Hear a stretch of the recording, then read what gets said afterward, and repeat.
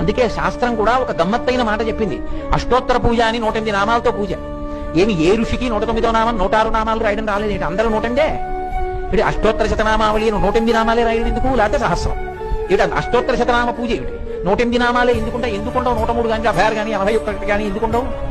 అంటే ఎవరు పుట్టినా 27 నక్షత్రాల్లోనే పుట్టాలి. పుట్టినప్పుడు వారాలు తిథులు కాదు ప్రధానం, నక్షత్రం ప్రధానం.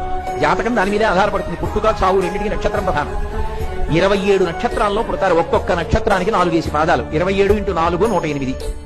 108 పాదాల్లో పుడతారు. ఈ సమస్త జగత్ జాయతే గచ్చతే ఇది జగత్. కుక్క పుట్టనివ్వండి, పిల్లి పుట్టనివ్వండి, ఆవు పుట్టనివ్వండి, గేది పుట్టనివ్వండి, ఏది పుట్టినా 108 పాదాల్లోనే పుట్టి. వాడు మన ప్రసాదం తిన్నాడా తినలేదా అన్న దాంతో సంబంధం లేదు. అందరూ బాగుంటారు.